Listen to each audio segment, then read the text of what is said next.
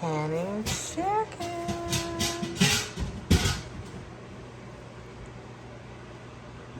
Oh, there it is.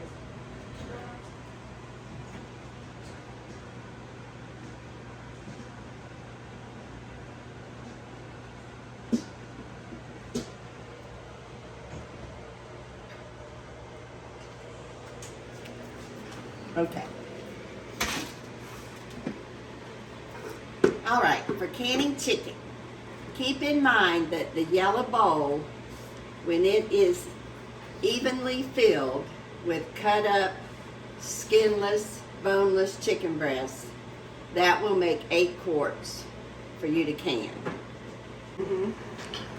In my opinion, the Presto cooker canner is the best one to get, even if you have to go back and buy somebody's old one.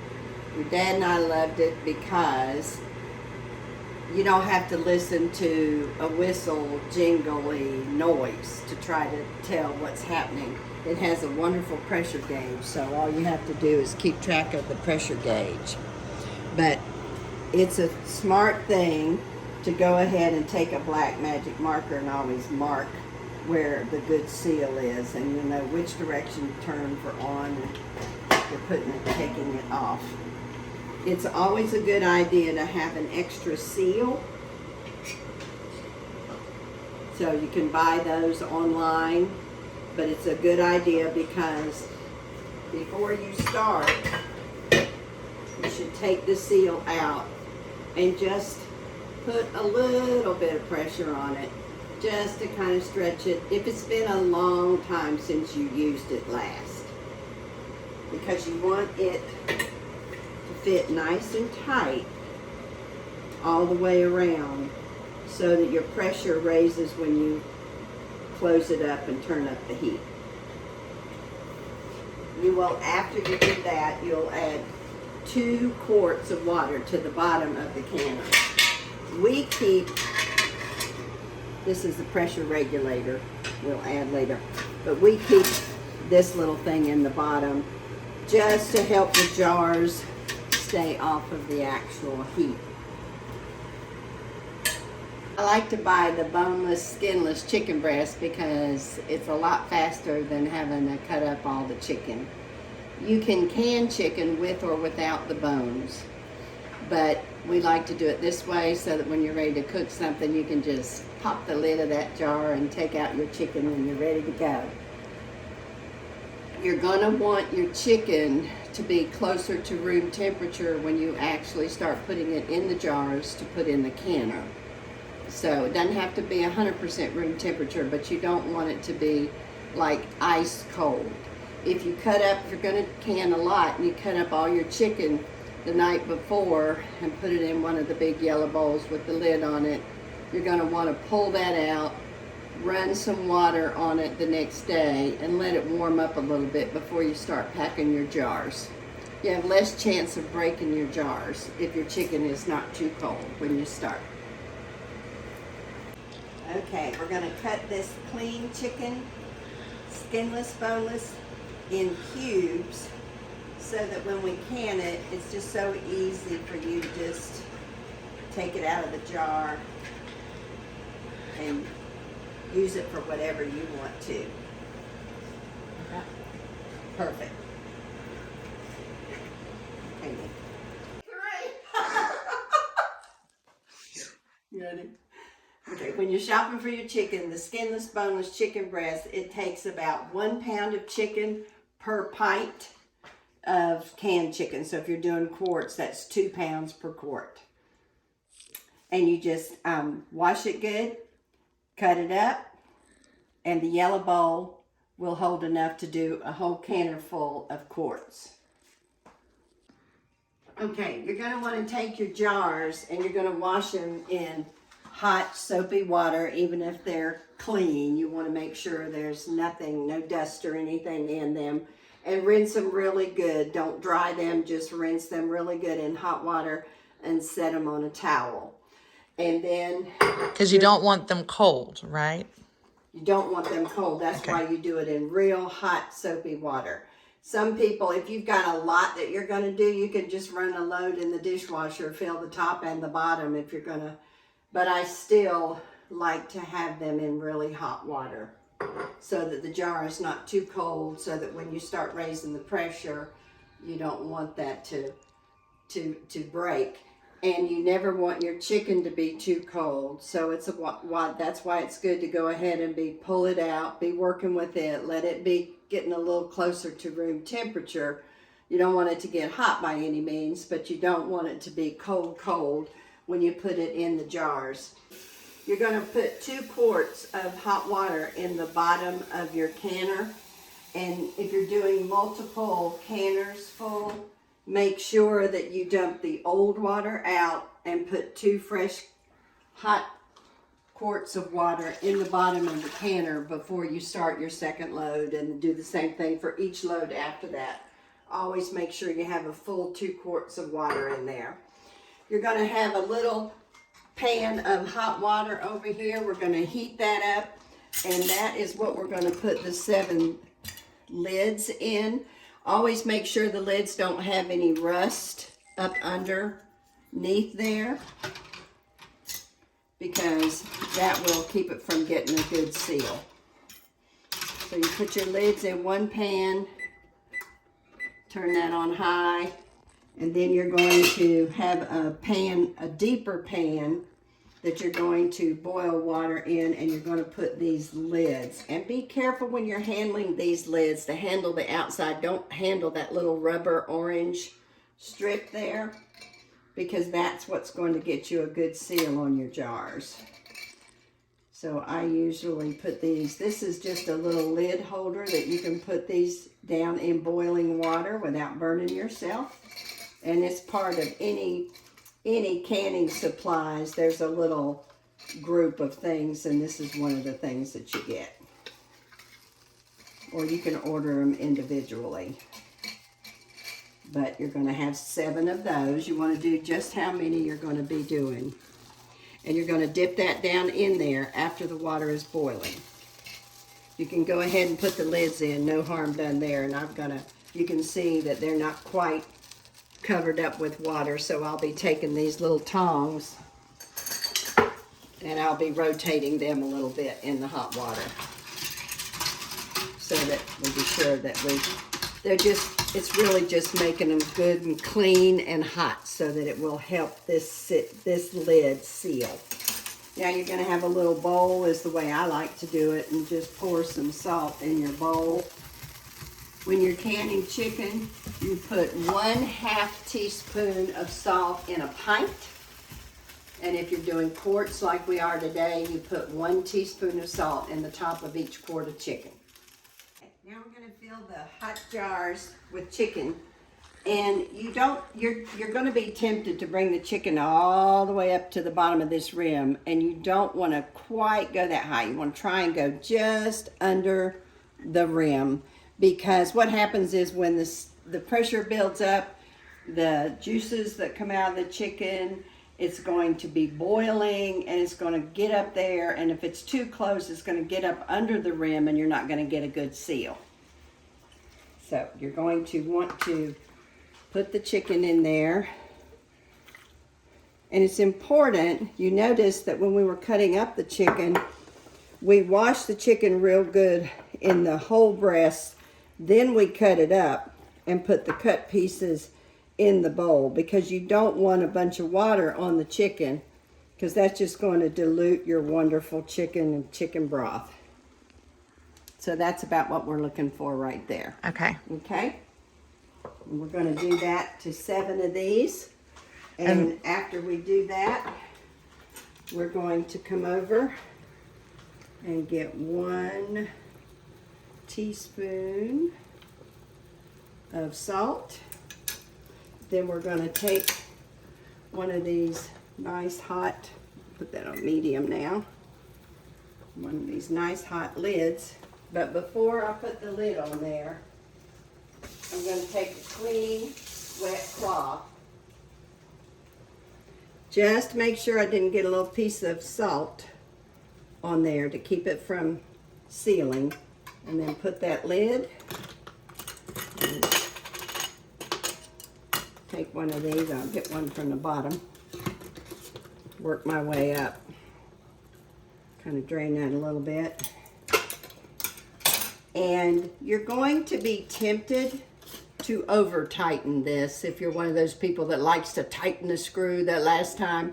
So just have it on there, but you don't want to really try and put it too tight. So you see, it's not wiggling now. Okay. All right. Remember, we've got just a room temperature pan. We've got 2 quarts of hot water in the bottom. And now we're going to take our 7 quarts and put 6 around the outside and then 1 in the middle. And I have not turned the burner on yet. It's very important you don't preheat your pan.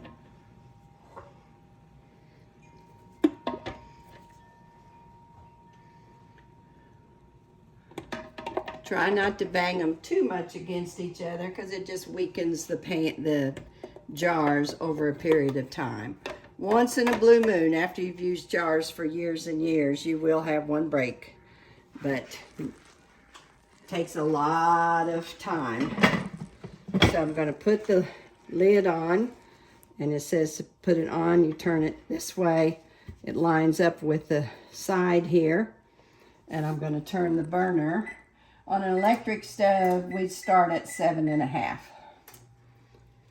And we are going to, I'm going to set the timer for about 10 minutes.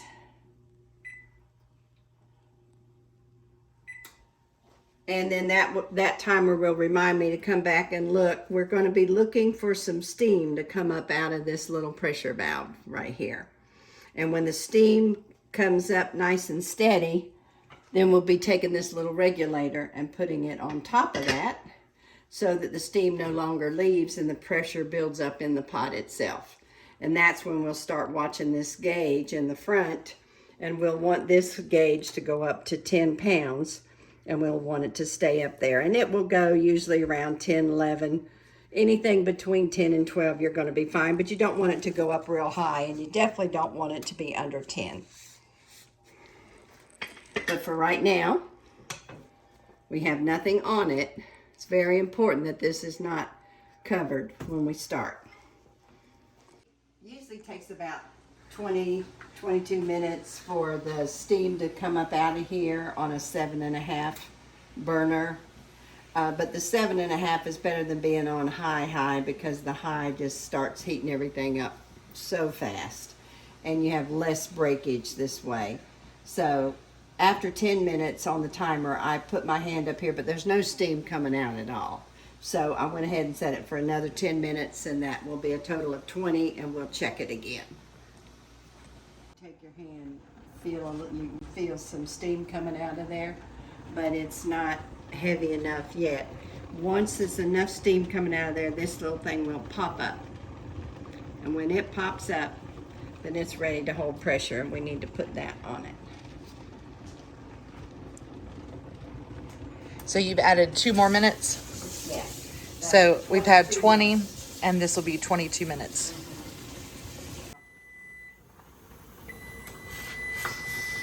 Okay.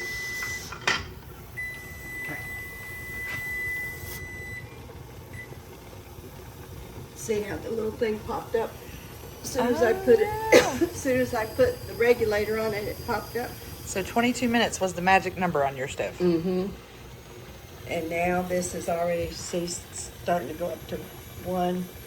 It'll start building pressure, and when it gets up to 10, we're going to start backing down on the heat. So once the pressure goes up to 10 pounds, then we're going to cook it for 90 minutes because we're doing boneless quarts. And if you were doing pints with no bones, chicken with no bones, you would do 75 minutes. The pressure is up to 10 pounds now, so I'm going to turn the heat from 7 down to about 6 so that it doesn't continue to rise too high. It's not unusual for it to fluctuate around 10, 11, maybe even 12 pounds, but if you get to doing something else and not pay attention, it may go up to 15. It won't hurt it any, but it's not, it's not, you don't need that. So trying to keep it as close to 10 as possible is our goal. So I have lowered the temperature a little bit, and I'll watch it. It's on 11 now, and if it looks like it's going to go to the bottom part of 10, I would raise it back up a little, but I think it'll carry that temperature for a little bit. And then when I look over and I see that it's gone up to maybe 12 pounds, I'll lower it back down just a little bit, get it back down there closer to 10. It's pretty easy for us on this stove to keep it right around the 10, 11 mark. Okay, so I'm checking on it. It's about 11 and a half, so I'm going to knock the fire back down just another notch from 6 down to 5. Just kind of keep it steady. But while this was all coming about, I went ahead and we cut up the chicken for the next set. So now they will be ready, and they won't be real cold, and they'll be cool still, but they won't be cold. It's hanging right at 11, so I'm going to knock it down a little bit more, the heat, so I'm down to 4 on an electric stove right now. And we have 52 minutes left.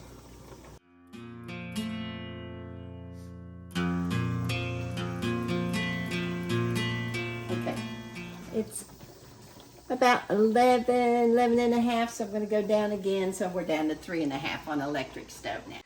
And favorite pastime while we're keeping an eye on the temperature gauge and the chicken's cannon. Nana whoops me at cards. Minutes are up, so we'll turn off the timer and turn off the burner. And I like to very, very carefully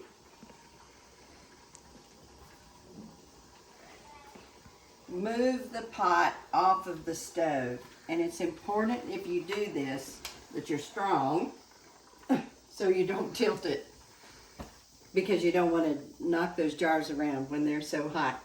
But it really helps to get it off of the heat and let it start lowering down.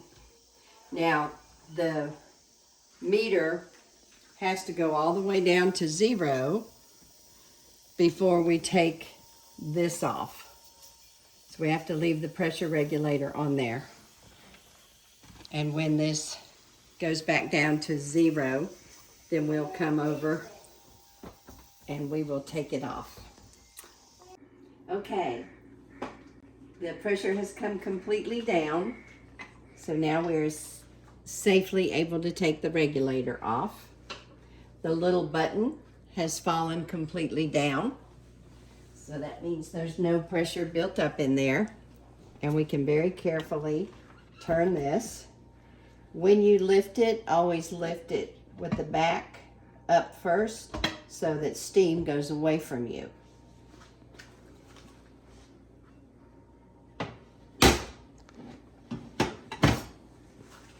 And I will get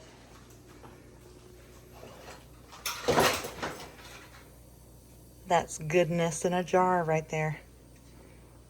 always make sure you use a good jar lifter, which comes in the little kit with the other thing. Whenever I like to remove the center one first, so there's less of them that are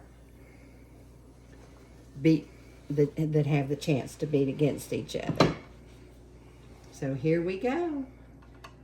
You squeeze, you put that down around the rim, and then you squeeze this real hard because that is very, very hot. And you carefully take them out one at a time and sit them, and you can see that the broth is bubbling up. That is nothing but good, tender chicken in its own broth. No water added.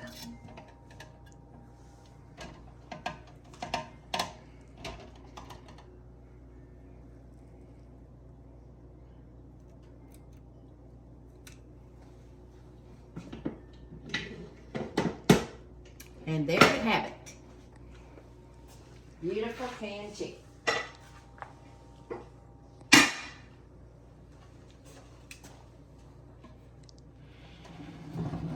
keeps in your cupboard for a long, long time. It certainly does. Great with casseroles, soups, dips, anything you could possibly imagine. Chicken salad.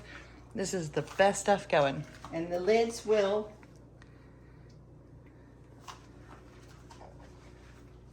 pop when they seal.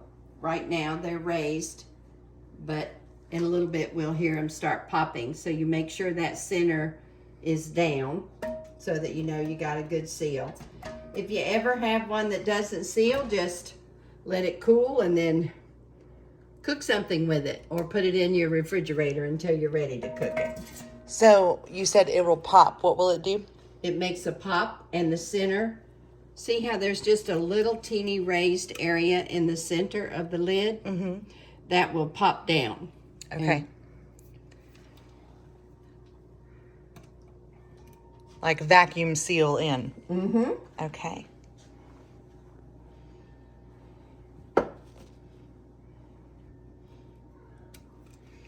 And now I'm going to dump this hot water out, put 2 more quarts of hot water in, and put the next Batch group of that's 7 ready to go. jars in and start all over. The second one doesn't take as long as the first. Did you hear it? One of them popped already.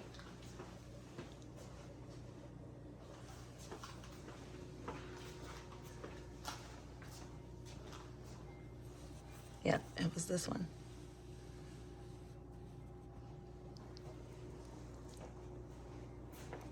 And that is how you can chicken. Thank you, Mother Marjorie Schultz, for teaching me to can chicken when I was a young girl.